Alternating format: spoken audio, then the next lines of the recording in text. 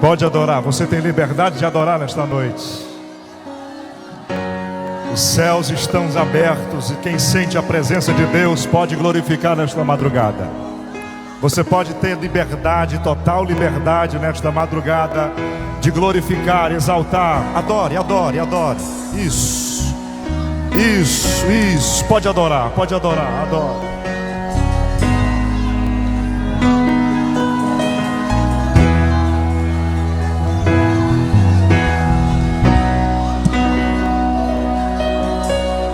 Alguém sente a presença dele aí? Hoje é noite de renovo, noite de transformação, noite de milagre. E quem acredita já vai adorando, porque já recebeu, já sentiu, já foi renovado. Pode adorar, minha irmã, pode adorar, meu irmão. Pode adorar, tem tempo. É noite de céus abertos esta madrugada. É noite de céus abertos. Adore, adore, adore, adore.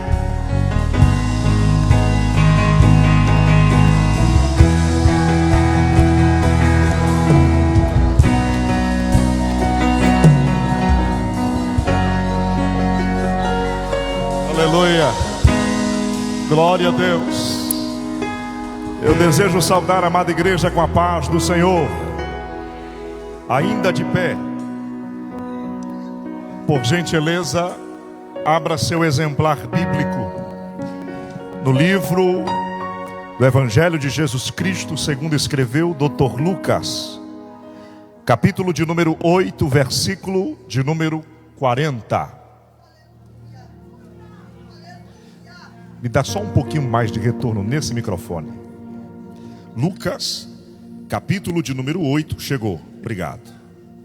Versículo de número 40. Enquanto você localiza o texto sagrado, eu quero tributar a Deus toda honra e toda glória, exaltando o seu santo nome por esta muito digna oportunidade. Quero tributar também gratidão a Deus pela vida do nosso pastor presidente, pastor Isaías Cardoso. Eu fico muito feliz por estar debaixo de sua liderança. Que Deus continue te abençoando, sua esposa, sua família. O pastor Pedro, vice-presidente da nossa igreja, é um carinho, uma alegria sempre revê-lo. A todos os amados pastores aqui, a liderança desta vigília, irmã Abigail, irmã Lídia, e a todos as componentes que fazem parte deste trabalho. São 14 anos e é um privilégio, é uma alegria eu ser um pregoeiro da palavra nesta madrugada. Minha alma se regozija e se alegra. Eu acredito que Deus tem uma palavra para o seu coração. Quantos creem nesta madrugada que você não voltará de vazio, você não voltará debaixo de palavras vazias? Deus tem uma palavra para o seu coração. Lucas capítulo 8, versículo de número 40. Todo aquele que localizou a epígrafe do texto, verbalize comigo dizendo amém. Diz assim: e aconteceu que quando voltou Jesus, a multidão o recebeu, porque todos o estavam esperando. E eis que chegou um varão de nome Jairo, que era príncipe da sinagoga, e prostrando-se aos pés de Jesus, rogava-lhe que entrasse na sua casa, porque tinha uma filha única, quase de 12 anos, que estava à morte. E indo ele, apertava-o a multidão. E uma mulher que tinha um fluxo de sangue havia 12 anos, e gastara com os médicos todos os seus haveres, e por nenhum pudera ser curada.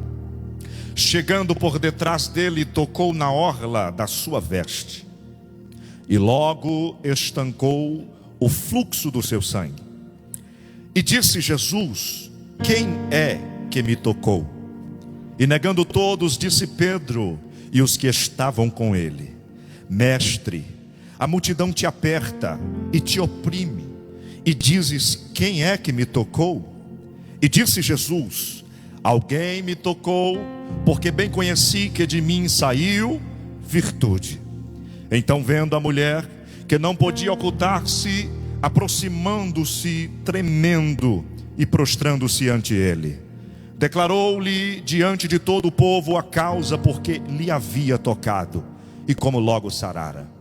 E ele lhe disse: tem bom ânimo, filha, a tua fé te salvou. Vá em paz.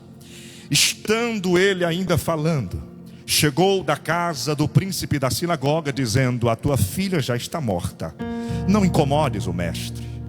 Jesus, porém, ouvindo, respondeu-lhe dizendo: não temas, crê somente e será salva.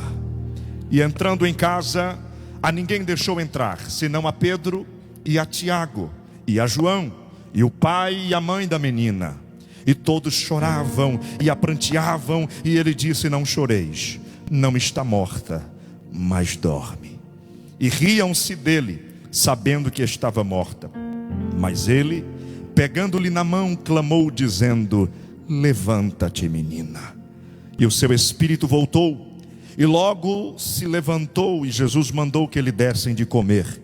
E os seus pais ficaram maravilhados. E ele lhes mandou que a ninguém dissesse o que havia sucedido. Podei tomar seus assentos.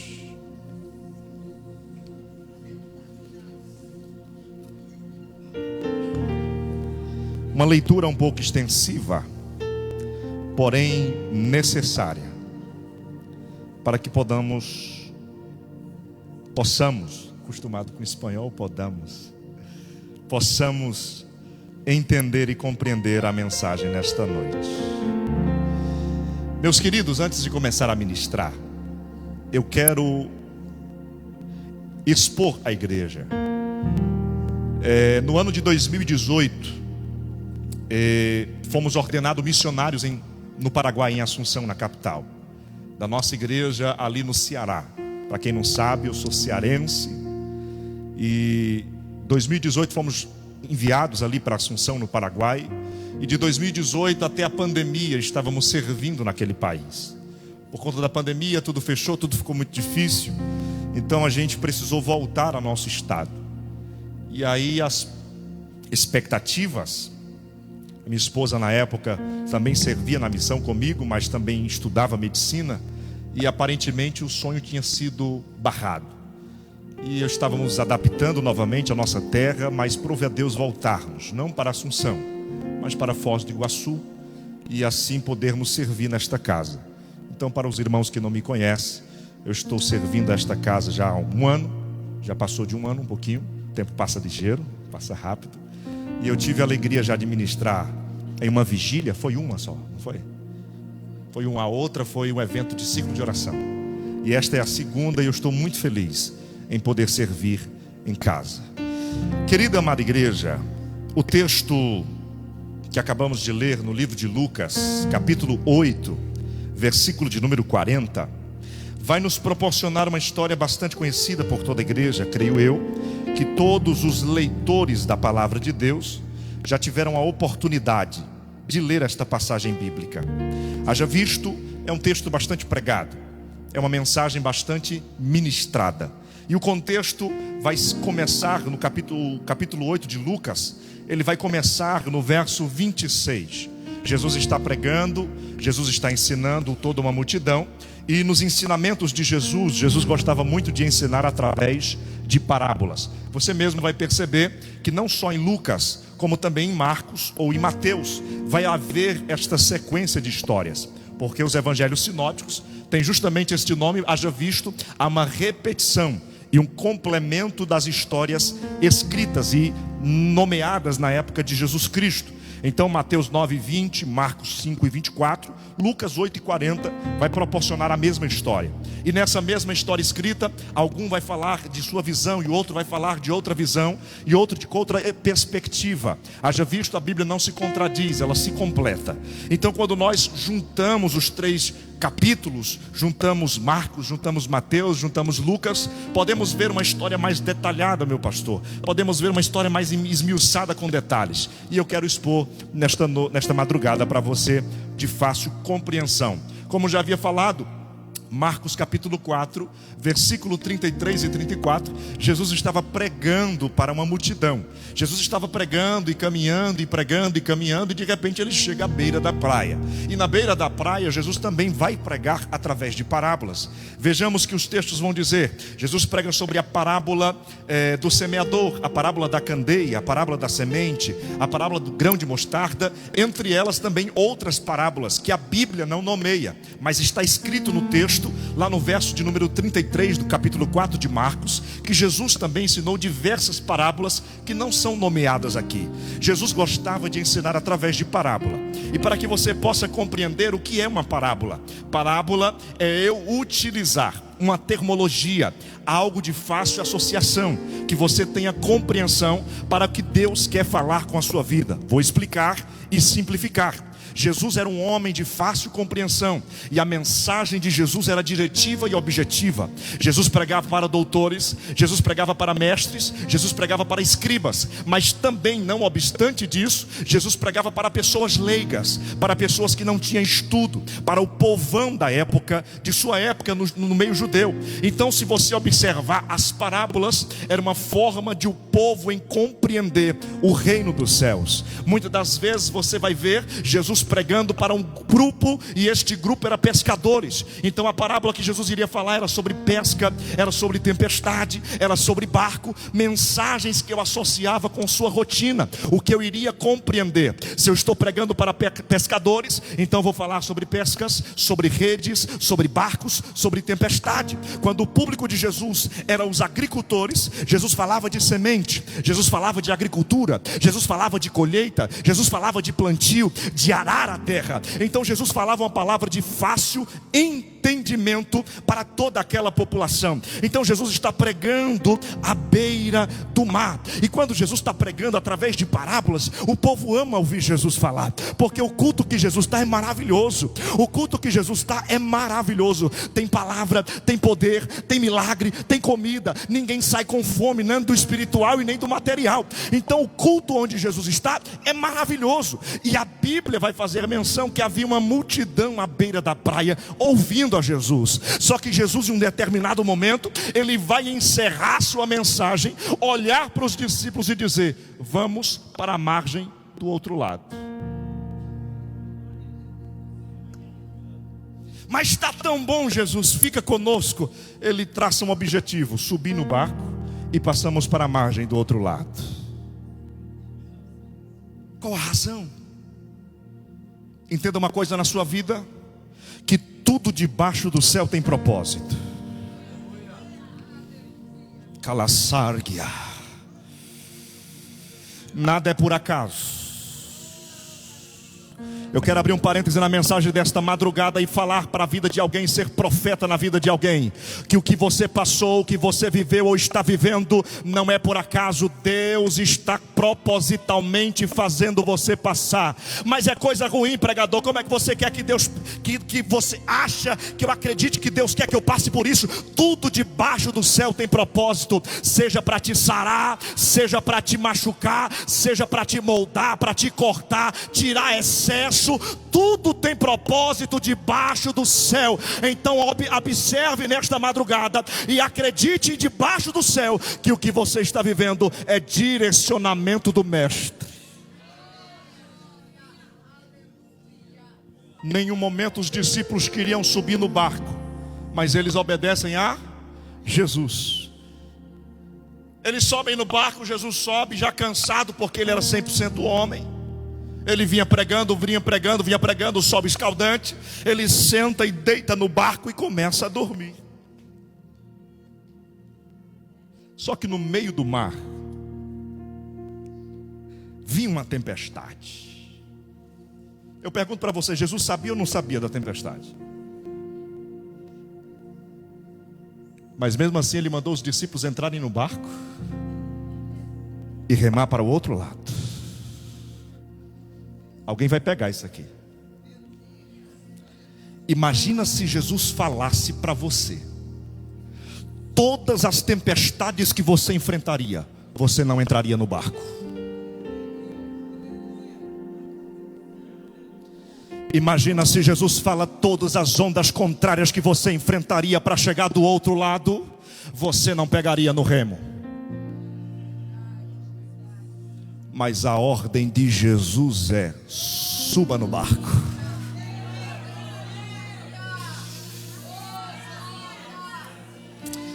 Eu estou pregando para remadores esta madrugada. Eu estou pregando para ministros esta madrugada. A etimologia ministro vem de uma origem que na época havia homens serviçais do barco, ficavam na parte mais baixa do navio, com remos nas mãos, e era eles que locomoviam o navio, a embarcação para se mover. Ninguém enxergava eles, ninguém via eles, e muitas das vezes não sabia o nome, mas para chegar do outro lado era por causa dos ministros que remavam. Tem a igreja, não cresce e não se movimenta por causa de famosos, não é por causa de gente da mídia, não é porque é pregador famoso que movimenta e carrega a igreja nas costas, não é cantor de outdoor que carrega a igreja nas costas, são os ministros anônimos no convés, que muitas das vezes não sabemos o endereço onde ele mora, não sabemos o nome da irmã, mas é toda madrugada orando: abençoa meu pastor, abençoa a tua casa, abençoa a tua igreja, salva Jesus. Ninguém sabe o que ela passa, ninguém sabe o que ele vive, mas está remando toda noite.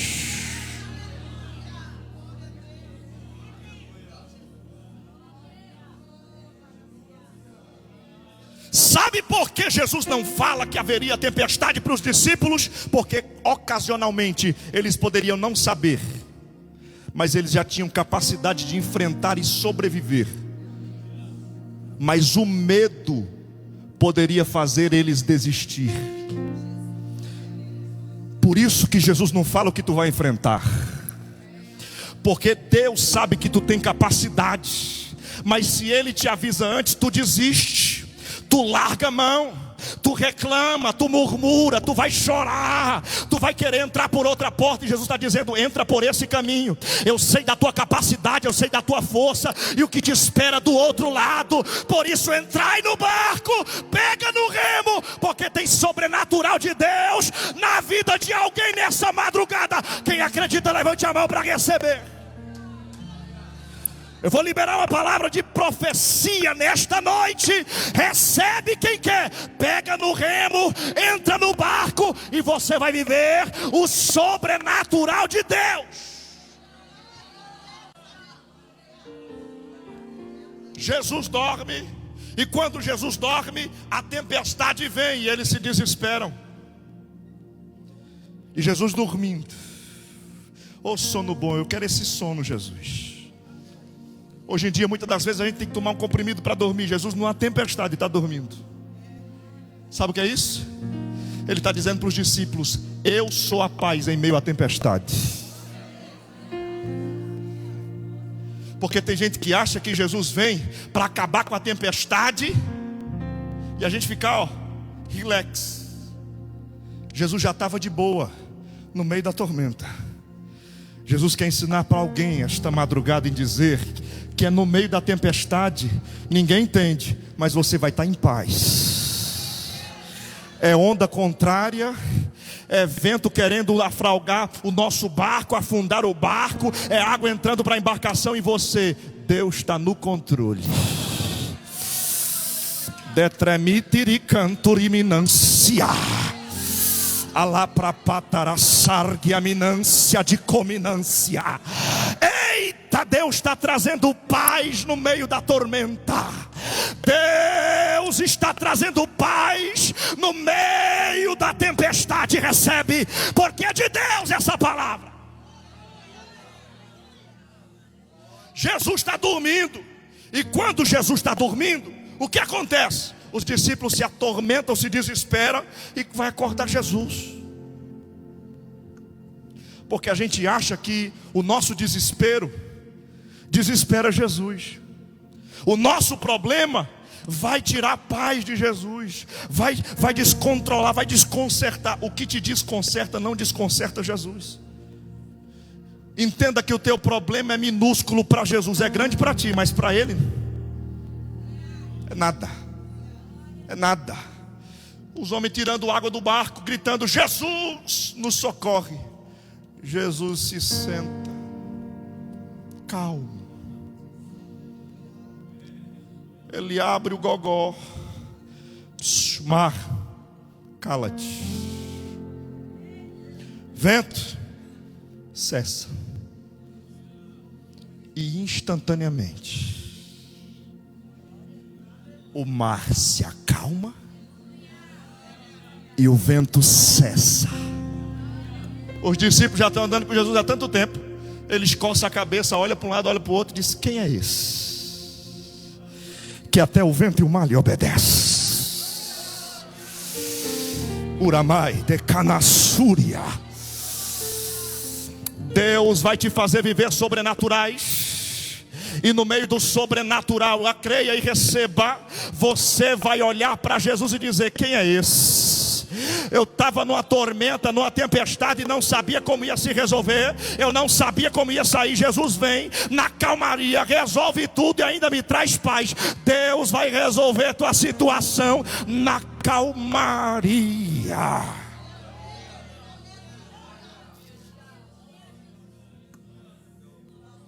Tudo isso porque Jesus direcionou um destino. E quando Jesus chega na terra de Gadara, observe que o texto vai mostrar que Jesus desce do barco e logo de cara ele vê um endemoniado. Está aí o propósito. Jesus desce. O endemoniado vivia no meio dos cemitérios, quebrando grilhões e correntes. Ninguém ficava perto dele, ninguém conversava com ele, não tinha condições de convivência, e ele no meio dos mortos. Jesus chega para ele e ele não diz nada, só a presença de Jesus inibe o demônio. O diabo só desesperado corre para ele e disse: não nos perturbe. Onde tem a presença de Jesus, o diabo se desespera. Às vezes não precisa de muita coisa não, é só a presença dele estar no ambiente.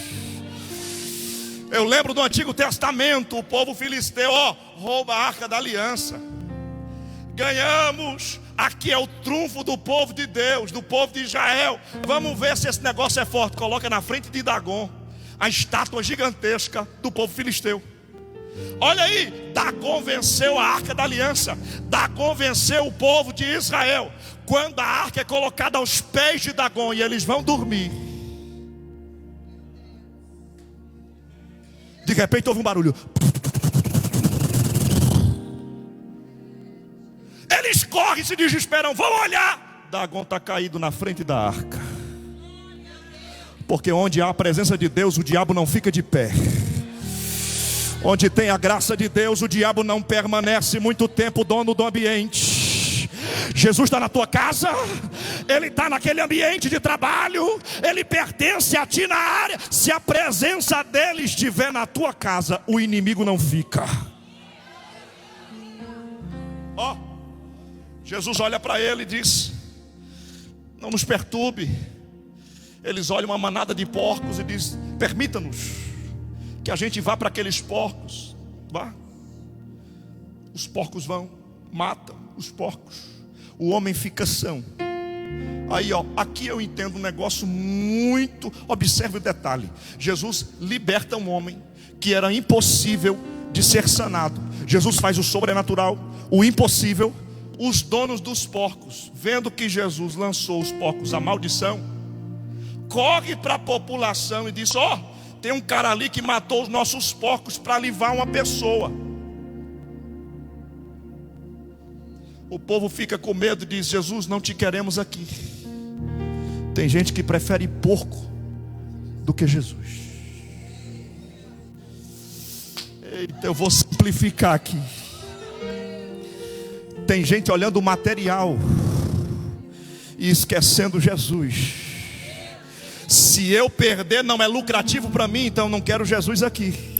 Porque aqueles homens cuidavam de porcos para sobreviver, para vender. Então quando aperta no bolso, Jesus já não é mais bem-vindo. Jesus. Tem coisa que Jesus vai fazer você passar para testar a tua fé.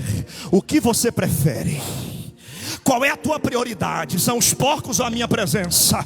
É o teu trabalho ou a minha presença? É os bens materiais ou a minha presença? O que é a tua prioridade? E entenda uma coisa nessa madrugada: aonde a presença de Jesus não é bem-vinda, Ele não fica. Não te queremos aqui. Tudo bem, Jesus sobe no barco. Eu vim só por causa dele. São 10 cidades, era Decápolis, em Gadara. Jesus poderia ir pregar, anunciar milagres e prodígios, mas ele planta uma semente, e logo na terra que não era fértil, a terra mais improvável, o endemoniado, Jesus liberta e planta a semente, diz: eu não vou, mas você vai. Você vai sair nas 10 cidades anunciando o que o Evangelho, o que a graça fez contigo. Jesus, enfrentamos tempestade, o Senhor dormiu, acordou, acalmou, viemos aqui, expulsamos esse demônio, agora vamos voltar de novo, só por isso. Tem um sobrevivente lá do outro lado, que precisa de mim. Tem uma sobrevivente lá do outro lado, que já gastou em todo lugar e não achou solução. Eu preciso voltar porque tem uma sobrevivente do outro lado. Eu vou repetir até tu entender e dar glória. E precisa de mim. Desenganaram ela, ela está desestimulada, perdida. Eu vou voltar por causa de alguém. Eu vou liberar a palavra, vou repetir para quem recebe. Jesus vai mudar percurso por tua causa. Por alabai chominacia remenene conderebia place de camurvia. Jesus está mudando rota nessa madrugada por tua causa. Jesus está mudando rota nessa madrugada por tua oração. Jesus está mudando rota nessa madrugada por causa da tua família, por causa dos teus. Jesus está mudando destinos, trajetos. Vai entrar no barco por causa de um clamor. Eu vou dar um minuto para você glorificar.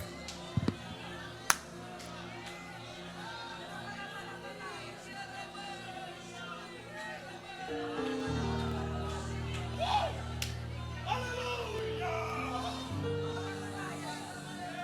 Olha ele mudando o destino. Olha ele mudando o destino. Olha ele mudando o destino.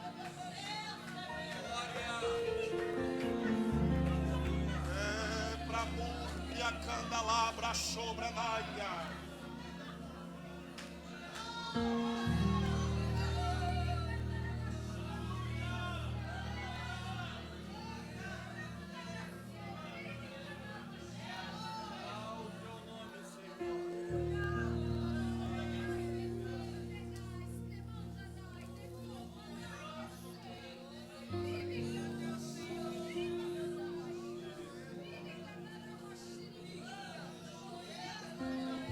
Alguém sente ele aí?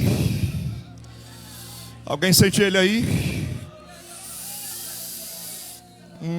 Jesus.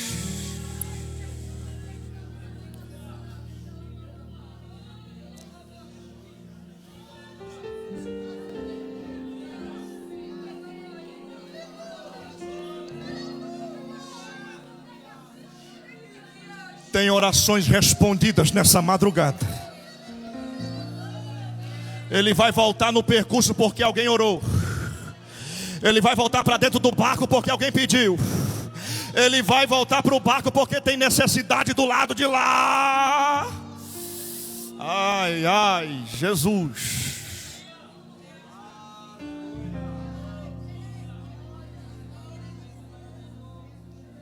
Jesus entra no barco.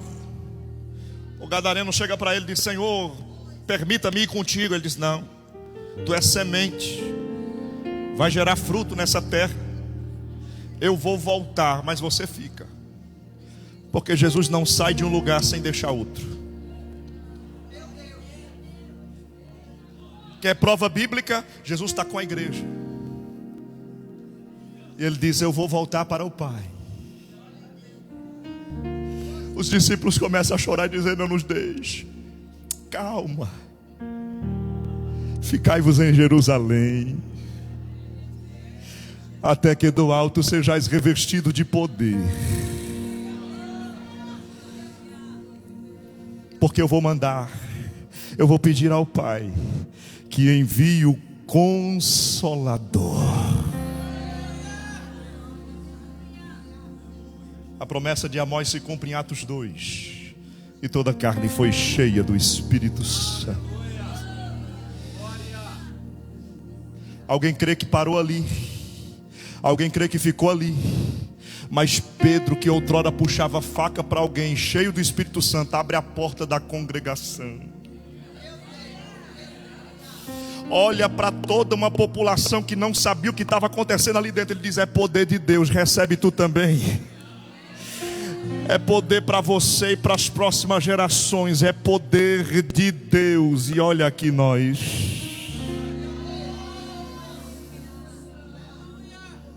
Jesus entra no barco, vai remando com os discípulos para voltar para a margem que ele estava. Aqui me chama a atenção muito. Por quê? Se você ler o texto, vamos ler o texto. Olha aqui, olha aqui, Lucas 8,40. Olha o Lucas 8,40. E aconteceu o quê? Quando voltou Jesus, a multidão o recebeu, porque todos estavam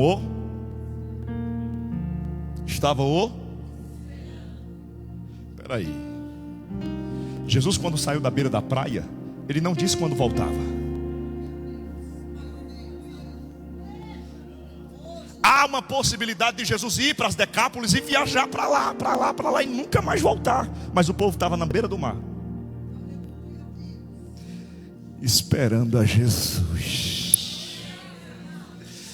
Ele não disse quando volta, mas eu sei que ele volta. Vamos ficar aguardando a presença dele aqui. Enquanto em outra margem alguém nega a presença de Jesus, tem uma margem dizendo: Jesus, vem. A gente te almeja, a gente te espera, a gente te ama.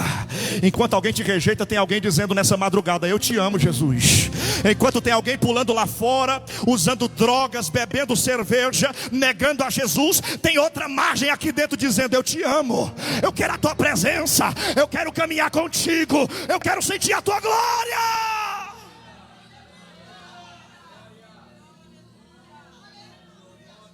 Tem alguém que o rejeita, mas eu quero saber se nessa madrugada tem alguém que ama Jesus. Tem alguém que quer Jesus. Tem alguém que quer estar perto de Jesus. Jesus desce do barco, a multidão já esperando ali, começa a apertar o mestre. Que mensagem será hoje? Ele veio inspirado. Que mensagem agora? Que parábola ele vai usar? E o povo apertando, todo mundo querendo tocar em Jesus, todo mundo apertando Jesus, querendo ficar próximo de Jesus. Tem um irmão lá no Ceará que, eu não sei essa terminologia se é certa, mas também não é errada. Ele do nada, quando está adorando, ele diz: ó Jesus cheiroso. É o jeito dele adorar. Ele sentiu algum aroma do céu, ele acha que é bom, e amém. Sei que todo mundo está querendo ficar perto de Jesus, perto de Jesus. E de repente, quando Jesus desce do barco, em direção a ele vinha Jairo, com as expectativas somente em Jesus. Ele corre, ele vê Jesus de longe, ele corre, ele cai aos pés de Jesus. Era príncipe da sinagoga, daqueles que não reconhecia Jesus como o seu Messias. E o príncipe dela está se jogando aos pés de Jesus. Sabe por quê? Porque a sua filha está para morrer. E quando a filha está para morrer, posição não salva, dinheiro não resolve. Tem coisas que o dinheiro não compra. Tem coisas que a posição não consegue alcançar. Se dependesse de dinheiro e de posição, Jairo tinha sua filha nas suas mãos. Mas tem coisa que não está no nosso alcance, só nos pés de Jesus. Porque enquanto o cargo for maior do que os pés de Jesus, eu não recebo nada, eu não sinto nada, nada muda na minha vida. Mas se eu jogar o cargo de lado, a posição de lado e correr para os pés de Jesus, Ele vai lá em casa. Tu crê? Olha para quem está perto de você e diga: Ele vai lá em casa. Eu não quero saber quanto você ganha, que posição você tem, filho de quem. Eu quero saber se você está disposto de se lançar aos pés de Jesus para Ele ir na tua casa. Ele está colocando a sua posição em risco. Fazendo isso poderia ser desligado. Eu não sei da história dele depois disso. Poderia ser que ele fosse desligado, mas ele não estava ligando, porque a sua filha estava morrendo e ele sabia que Jesus podia resolver. Entenda que o lugar mais alto que você pode estar são nos pés de Jesus. Enquanto você estiver nos pés de Jesus, o negócio anda. Enquanto você estiver nos pés de Jesus, acontece. Milagre vai acontecer, mas parte do momento sair dos pés de Jesus e volta para a posição, tu não consegue nada. Posição é para homem. Dinheiro é para homem, com Deus não funciona. Dinheiro não compra Deus. Posição não compra Deus. Riquezas não compra Deus. Falar bonito não compra Deus. Diploma não compra Deus. O que compra Deus? Um coração humilhado.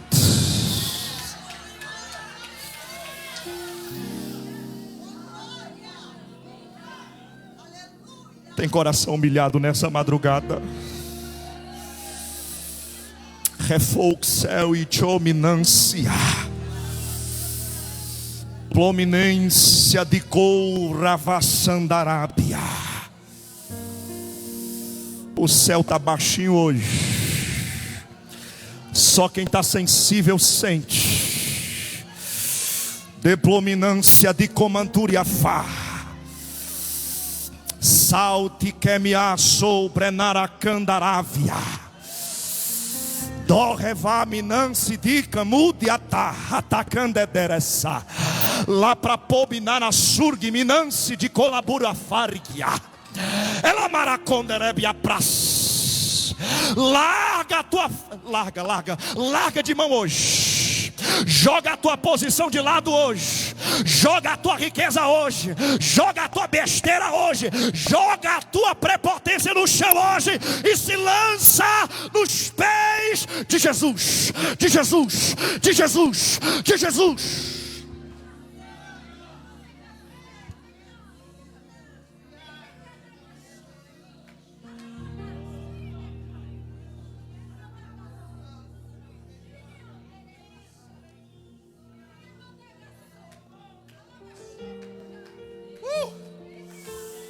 Estou sentindo ele aqui.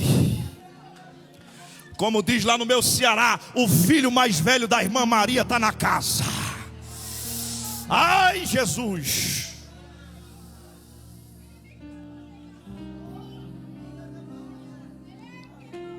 Observe que príncipe da sinagoga era aquele que era religioso, preso a liturgias. E às vezes a liturgia não resolve. O método não funciona. A única saída é largar o método e se lançar nos pés.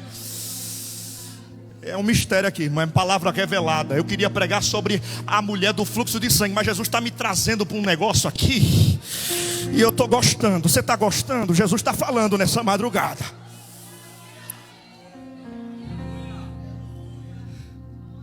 Larga de lado o método. Método atrai homens. Para atrair Deus é nos pés. Aleluia. Ele se lança e ele suplica: mestre, a minha filha está enferma. Ela está morrendo. Por favor, vai na minha casa. Olha o texto, olha o texto, olha o texto. Chegou um varão de nome Jairo, que era príncipe da sinagoga, e prostrando-se aos pés de Jesus, rogava-lhe que entrasse em sua casa. Ele não disse: cura minha filha. Ele disse: entra lá em casa. Alguém pegou ali. Ele não disse: Senhor, cura minha filha. Ele disse: entra lá em casa. Porque quando o adorador entende que o relacionamento está antes da bênção, ele adora antes de pedir. Ele quer relacionamento. Ele não chegou em Jesus dizendo: cura minha filha. Ele chegou dizendo: eu quero a tua presença na minha casa. Porque ele sabia que a presença de Jesus em casa tem milagre. Depois do relacionamento com Jesus tem fartura, tem bênção, tem renovo, tem milagre de Deus, tem relacionamento com Jesus. Chame ele para dentro de sua casa. Entra. Mas Micaías, você está pregando para um monte de crente de não sei quantos anos. Mas tem crente que Jesus só está na igreja. Quando ele sai da igreja, Jesus fica aqui e ele vai sozinho. E quando entra dentro de casa, não tem presença de Jesus, não tem culto, não tem adoração, não tem reverência, não tem temor. O temor é aqui, porque ele acha que o templo é isso aqui, mas o templo é ele. E ele ainda não entendeu que Jesus precisa estar na casa dele também.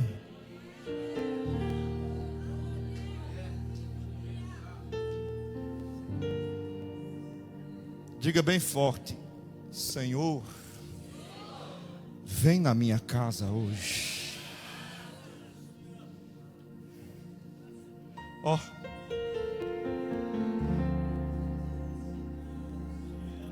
porque tinha uma filha quase de 12 anos. Quase de quê? Repita bem forte: 12 anos. Só que o texto vai dizer quase 12. Não tinha completado ainda, mas estava para completar. Guarde isso, é um detalhe importante. Vamos continuar o texto. E estava a morte, e indo ele, apertava-o a multidão. Jesus está caminhando para a casa de Jairo, sim ou não? O destino da casa de Jairo, o destino de Jesus é a casa de Jairo, sim ou não? Sim, ponto. Só que no caminho, enquanto a multidão aperta, uma mulher, que a Bíblia não diz seu nome. Escute, a Bíblia não dá endereço, a Bíblia não dá genealogia, mas no caminho da casa de Jairo, ela decide ir até Jesus. Eu não sei se ela já estava no meio da multidão quando Jairo se jogou nos pés de Jesus, mas se tivesse, ela entendeu como resolve. Ela aprendeu ali. Olhe para quem está perto de você e diga: aprenda com os outros. Imagina chegar todo por cima com Jesus, consegue nada. Olha com quem consegue, quem está nos pés. Opa, é por aqui. Uma pessoa inteligente aprende com o erro dos outros. Eu não sei se ela estava na multidão, Jairo se jogou nos pés. Mas observe que no meio da multidão que apertava, repita comigo: apertava. Irmão, apertar é incomodar. Incomoda. Imagina você estar no meio da multidão e pá, a pessoa apertando, você mal consegue passar, e a pessoa e todo mundo querendo estar perto de você. Eu sei que era por algo bom, mas apertar não é tocar. Repita: apertar não é tocar. A multidão apertava, sim ou não? Você vai ver no texto que Jesus parou por causa de apertar? Porque não é por aí. Jesus continua caminhando, e de repente ela se cobre A Bíblia vai dizer que ela gastou tudo que ela tinha. Tudo que ela tinha, ela gastou. Olha para mim. A Bíblia vai mostrar que há 12 anos. Quanto tempo? Guarda isso. Há 12 anos começou o problema dela do fluxo de sangue. Ela começou a perder sangue. E não era de uma forma natural, era de uma forma exponencial. Não estava cabido dentro da normalidade. Ela se desespera e procura medir. A medicina dá o diagnóstico, mas não dá a cura. Ei, você tem um problema do fluxo do sangue que é intermitente. Por isso você se enquadra na impureza. Era um povo judeu, irmão. E dentro dos judeus há regimentos severos, partidos da lei. Observe o que está escrito em Levíticos 15 e 19. Mas a mulher, quando tiver fluxo, e o seu fluxo de sangue estiver na sua carne, estará 7 dias na sua separação. E qualquer que a tocar será imundo até a tarde. É bíblico ou não é? Está apresentando a lei. Os judeus estavam debaixo da lei. Nós estamos na era da graça. Cristo veio, cumpriu a lei, aboliu a lei que precisava abolir, cumpriu a que tinha que cumprir, e Ele passou um novo regimento à nossa igreja. Estamos vivendo na era da graça, não estamos debaixo da lei. Mas à época, eles estavam debaixo da lei. Então imagine só. Se essa mulher fosse casada, era 12 anos longe de casa. Não, vamos observar, vamos pensar comigo. Se essa mulher fosse casada, era 12 anos que o seu marido nem poderia tocá-la. Se não fosse casada, era mais de 12 anos sem contato com ninguém. Porque se na lei está escrito que durante os 7 dias, que é o ciclo normal e natural, não poderia tocar, imagina 12 anos. Durante, no meio da sociedade, ela é tida como imunda. Só que é imunda ela, mas o dinheiro dela não era imundo, né? Se a Bíblia diz que ela gastou tudo na medicina, é porque os médicos receberam o dinheiro dela, sim ou não? Para alguém você é imundo, mas o que beneficia a outras pessoas, está tudo bem. Tem gente que não te toca, mas o que você produz, ele recebe. Eu vou simplificar aqui. Quem tocava na mulher era imundo e se tornava imundo. Mas para eles o dinheiro dela não era imundo, porque beneficiava eles mesmos. Porque as pessoas não estão preocupadas com o seu problema particular, eles querem saber de se beneficiar. Ela gasta tudo durante 12 anos procurando cura, e a medicina na época era falho, era limitada, e eu acredito que muitos deles também enganavam aquela mulher. Só queria o dinheiro. Gastou tudo. Você é imunda, tem que ficar reclusa, não pode ter contato social. Aquela mulher, observa que a vida dela não tinha mais solução. Aquela mulher, diferente de outras pessoas, ela não estava vivendo, ela estava sobrevivendo. Porque ela está perdendo sangue todo dia. E sangue é símbolo de vida. Imagina perder vida todo dia e não desistir. 12 anos perdendo vida e não parou. 12 anos perdendo vida e dizendo: amanhã vai ser melhor. Eu vou conseguir um milagre, eu vou conseguir a cura, eu vou ficar bem.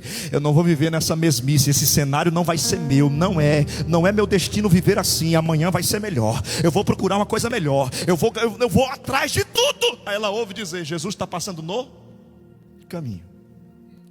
Só que quem sabe ela olha, o povo está apertando a Jesus, e ela disse: impossível de chegar. Mas ela vê algo acessível. O quê? Os pés. Porque todo mundo quer estar perto do rosto, ninguém liga para o pé. E aí abriu, imagina uma luz de cinema. Eu vou nos pés. Alguns estudiosos vão dizer que ela toca na orla de Jesus. A orla de Jesus era a parte baixa da roupa antiga judaica. Ficava na região mais baixa, bem próxima aos pés. Até hoje, se você ver alguns judeus, alguns eles reformularam com os estilos da época, modernidade. Outros usam tranças aqui, se estão de terno, usam tranças aqui. Essa é a orla que ficava lá nos pés, nos vestidões.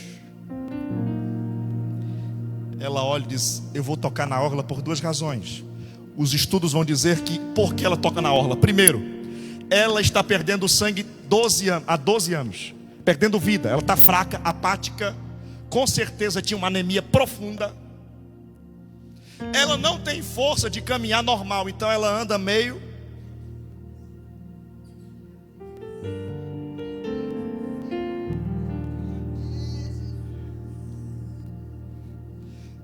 Segundo a ciência, uma pessoa encurvada, ela precisa de mais força para se locomover. Quem está em pé, além de chegar mais rápido, exige menos esforço por causa da comodidade. Ninguém foi feito para andar assim, mas foi feito para andar assim. Se eu em pé daqui à porta eu for caminhando e outra pessoa desta maneira, com certeza eu vou chegar primeiro e vou usar menos força. Mas ela está, além de desconfortável, está colocando mais força de quem estava em pé. Posso aplicar? Tem gente que está morrendo, colocando mais força de crente que está em pé, e vai romper a multidão. Tem crente que está em pé que não vai conseguir o que você vai conseguir, porque eles estão apertando, enquanto você está fraco, perdendo força, perdendo vida, mas não perdeu o foco, você vai alcançar.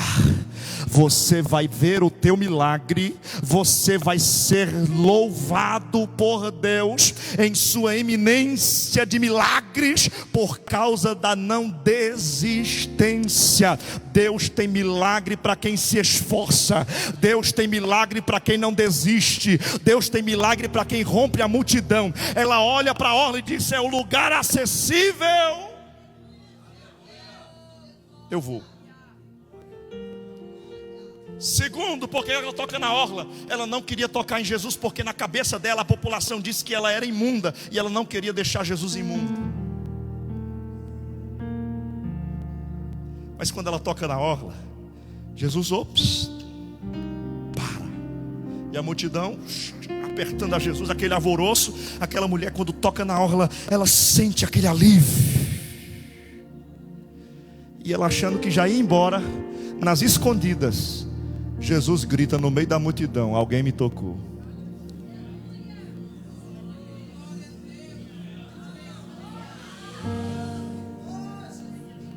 Jesus vai fazer questão de você aparecer perante a população, porque se viram 12 anos de luta, vai ver a tua vitória. Se viram toda a vida que você perdeu, vai ver quando Jesus restituir. Não vai ficar no escondido não. Venha cá, alguém me tocou. E ela para. Pedro, meio para frentão, que foi o único que andou em cima do mar, era o pastorzão, era o alvoroçado. Diz: mestre, a multidão está te apertando, uma pessoa que te toca te incomoda.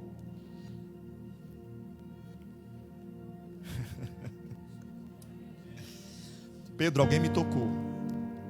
Ele repete: tocou, porque não é apertar, porque de mim saiu virtude. Fecha os teus olhos aí agora.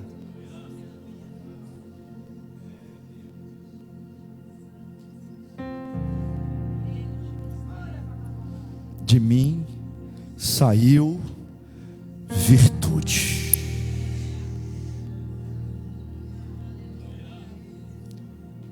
Tem poder de Deus para a vida de alguém nessa madrugada. Tem virtude do alto para a vida de alguém nessa madrugada. Eu vou dar um minuto para você adorar a Ele, tocar nele nessa madrugada.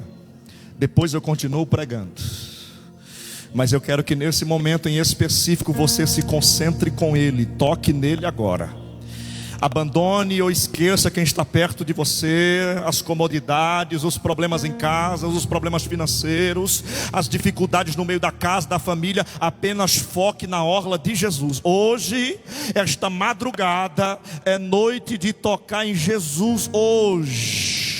Porque tem virtude sendo liberada nesta madrugada para a vida de alguém, para a vida de quem não desiste, para a vida de quem está enfrentando e rompendo a multidão, para a vida de alguém que está sobrevivendo. Eu estou pregando nesta noite para sobreviventes. Ei, sobrevivente, toque em Jesus nesse momento, adore a Ele nesse momento, ore a Ele nesse momento, clame a Ele nesse momento. Eu vou dar um minuto para você adorar a Ele.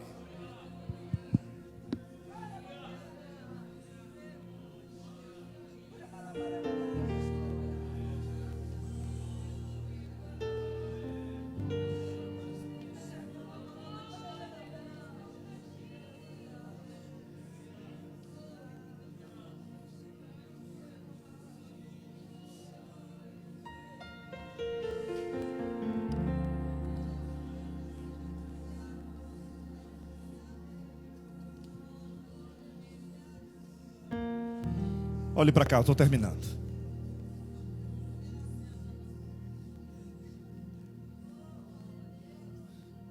Jesus pergunta quem me tocou, porque de mim saiu virtude. Ela vendo que não podia se esconder, ela já começa a chorar e dizer: mestre, fui eu gastei tudo que eu tinha. Há 12 anos que eu venho sofrendo. Não achei solução em lugar nenhum.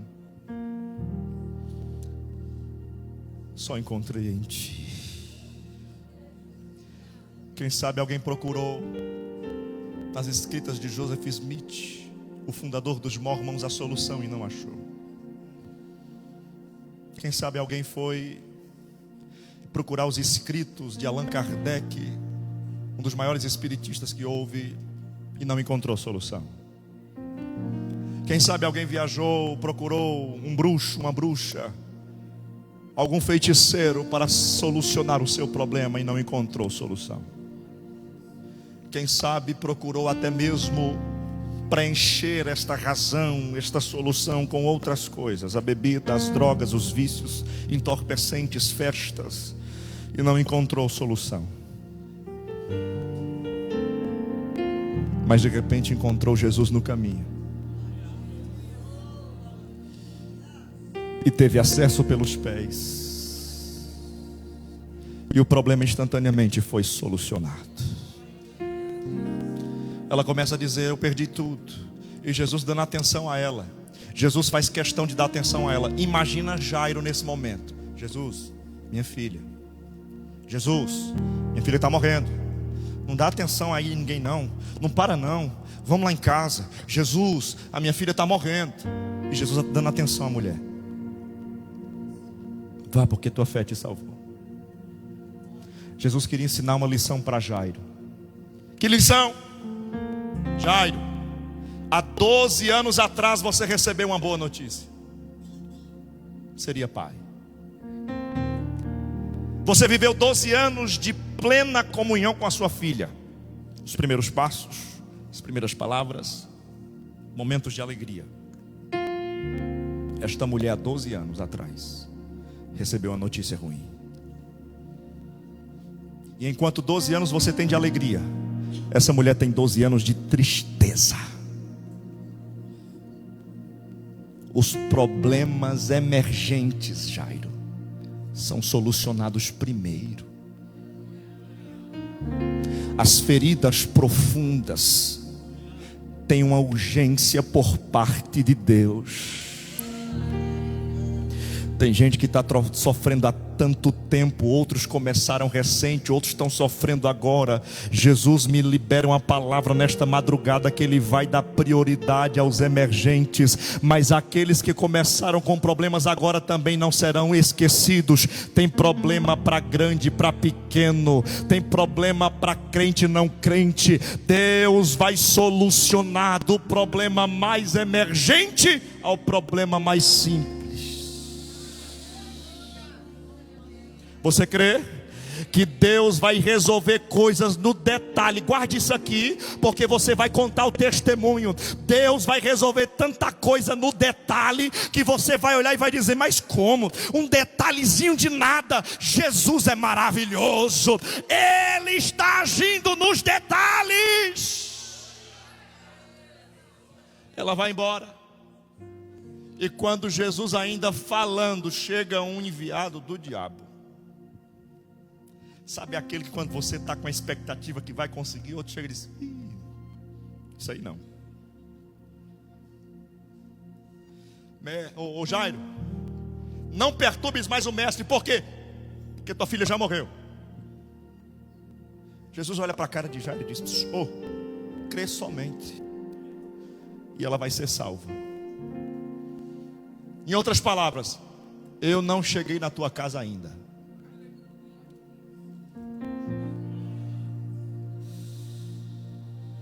O meu destino é a tua casa. Eu vou repetir isso para alguém: o meu destino é a tua casa. Jesus olha para Jairo e diz: não cheguei lá ainda, estou indo para lá. Quando Jesus chega lá, tem um monte de chororô recebendo. Naquela época era absurdo. Ele era um príncipe da sinagoga, ele era um chefe respeitadíssimo. Os ricos da sociedade pagavam a pessoa para ir chorar, para dizer que grande foi a comoção no meio da sociedade. Então tem gente recebendo e chorando, lágrima de crocodilo, se beneficiando com a desgraça dos. Aparentemente está se compadecendo, mas está recebendo por isso. Eita Jesus. Tem alguém na tua casa dizendo que chora contigo, mas está se beneficiando. Eu vou repetir isso aqui. Tem alguém dentro da tua casa, do teu convívio familiar, do teu amigos, que diz que está do teu ombro no teu lado, mas está se beneficiando com a tua dor. Primeira coisa que Jesus vai fazer: todo mundo para fora.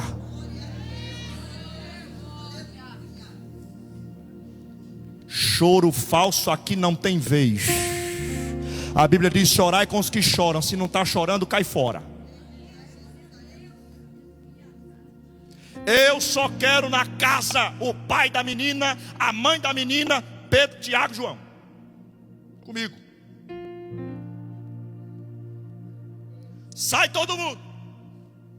Espera aí, mas eu recebi para isso. Sai. Mas eu não vou receber no final. Sai. Fecha a porta. Porque tem milagres que só vai acontecer quando tu fechar a porta. Eu vou repetir, porque eu estou tomado de uma graça nessa madrugada. Tem milagres que só vão se realizar quando você colocar alguém para fora, fechar a porta e ficar só você e tua casa. Só você e tua família. Cuidado com quem você está colocando para dentro de casa. Cuidado com as amizades que você coloca para dentro da intimidade. É por isso que não flui, é por isso que não cresce, é por isso que milagre não acontece. Porque tem gente sendo beneficiado e Jesus está dizendo: põe para fora e fecha a porta. Olha para quem está perto de você e diga: põe para fora e fecha a porta. Fecha a porta.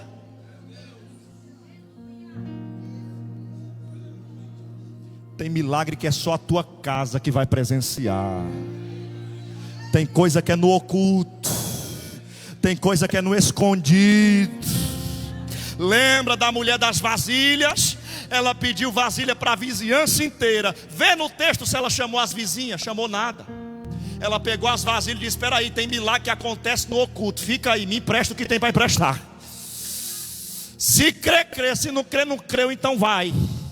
Pegou todas as vasilhas que pôde, colocou dentro de casa, a Bíblia diz, e fechou a porta sobre ela e seus filhos. Vizinho, depois eu te devolvo a vasilha, mas o que vai acontecer aqui dentro, só eu e a minha casa vai contemplar. Recebe, levanta a mão para receber. Tem milagre esperando para ser realizado no meio da tua casa. Os teus filhos serão embarcados com o sobrenatural de Deus. Eles terão experiências com Deus no teu lar. Vai ter culto na tua casa. Vai acontecer milagre no teu lar. A presença de Jesus está chegando lá.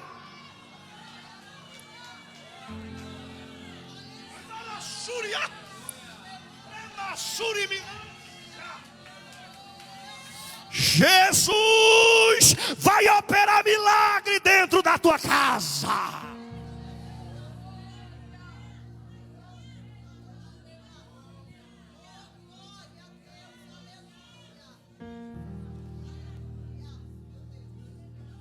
E o interessante desta mensagem é que a mulher, quando pega os vasos emprestados, vão ser cheios todos, por isso pegue muito. O azeite só vai parar quando não tiver mais vaso. Então, quando Deus disser: pega vasilhas, tenha fé, porque é proporcional com o que você alcança. Ouse sonhar. Você não vai além dos sonhos. Os sonhos são metas e objetivos. Então ouse sonhar, sonhe grande, sonhe alto, creia, tenha fé. Pega muitas vasilhas. A Bíblia vai dizer que quando encheu o último vaso, o azeite parou. Ele não acabou, ele parou. Porque a bênção de Deus é na medida. Não se estrói nada, não se estraga nada, é na medida. A bênção de Deus não acrescenta dores, não maltrata. Ela vem para solucionar. Se é de Deus, é para trazer alegria. Quando todo mundo sai, Jesus olha para Jairo e diz: te acalma que ela só dorme. Aí tem uns cababestas aqui dizendo que não existe morte, é o sono da alma. Ô cababesta, quem está falando é Jesus, não é homem. Para Jesus dormir e morrer não faz diferença, porque ele acorda os dois. Jesus pega na mão da menina e diz no original: Talita cumi, que significa: menina, levanta-te. Menina, agora eu pergunto e encerro aqui: morto escuta?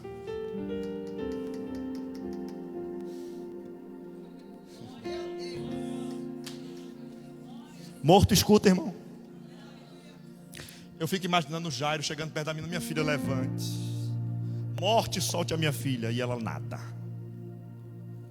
A mãe da menina: minha filha, não me deixe. Quem sabe veio todo mundo. A morte estava nem aí. Quando Jesus toca na mão dela, diz: menina, levanta-te. As ondas sonoras da voz de Jesus vai até a morte. E quando ela ouve, diz: opa, quem está falando tem poder.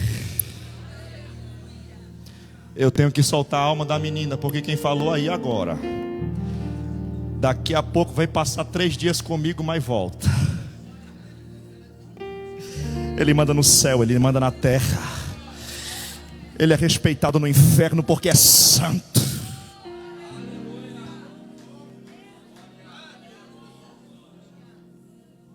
Ela levanta. E quando levanta, Jesus fala uma palavra muito interessante. Eu quero que a igreja observe aqui e guarde para a sua vida, para a sua alma, para o resto da sua vida.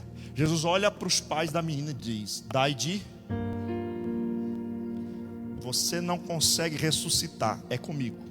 Mas alimentar é você.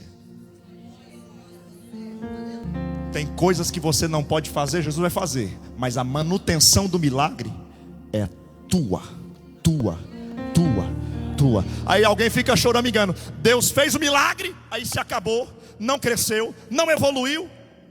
Ora, tu não cuidou, tu não orou, tu não vigiou, você não preparou tudo e ainda culpa a Deus. Ele fez o milagre e você não alimentou o milagre. Jesus vai fazer milagre na sua vida, mas que você mantenha o milagre, alimente o milagre. Fique de pé nessa noite, por favor, posso?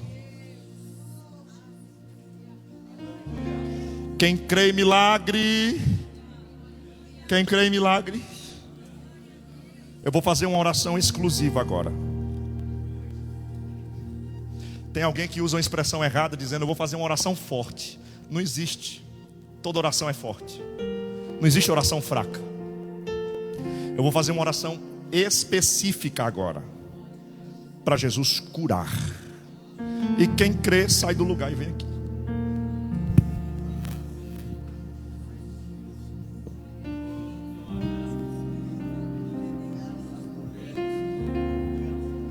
Olha para mim aqui, antes de vocês cantarem. Eu quero contar um testemunho aqui para fortificar sua fé, não é para me apresentar. No interior do Ceará, um casal de jovens se conheceram da igreja, casaram, se esforçaram, trabalharam, vivenciaram altos e baixos e tinham o desejo de formar família. E assim Deus fez a oportunidade de formarem famílias. Tiveram filhos. E na sequência de filhos, eles tiveram o primogênito, depois tiveram uma menina, depois veio um garoto, e o garoto morreu ainda recém-nascido. Isso marcou muito a família.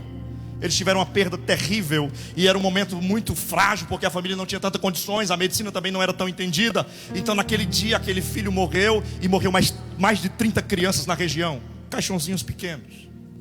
Foi uma dor terrível, e de repente veio mais filho, mais outro e mais outro. Só que aquela mãe queria mais um. E quando ela foi se consultar no médico, o médico examinou, fez todo o necessário e disse para ela que ela não poderia mais gerar filhos. O organismo dela estava muito fraco, não iria segurar nada, não daria para gerar, não fazia mais nada. O que tinha que fazer era retirar o útero e contentar-se com o que tinha. Ela disse: doutor, mas eu quero ter filho. É promessa de Deus. Eu vou ter mais um. Deus prometeu. Senão, mas não tem como. A não ser que você passe por um tratamento. Aí você vem aqui todos os sábados tomar uma injeção, e aí vê se o organismo reage. E ela foi lá, 1 mês, 2, 3, 4, 5, 6, 7, 8, 9, 1 ano, 2 anos, 3 anos, todo sábado, injeção. E dizendo: Jesus, eu creio no milagre, o Senhor prometeu. Jesus, eu creio no milagre, o Senhor prometeu. 7 anos se passaram. Ela volta lá, o médico faz o exame e diz: você está grávida, inexplicavelmente. Mas eu tenho uma notícia ruim para você. O quê? Vai abortar. O seu organismo não segura. Ela sai da sala do médico no corredor do hospital, olha para cima, põe a mão no ventre e diz: aquilo que foi gerado na oração, o diabo não mata.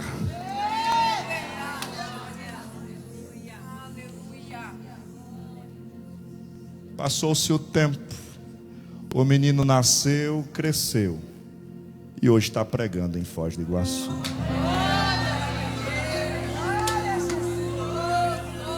Eu prego milagre não é porque eu ouvi falar, mas é porque eu vivi.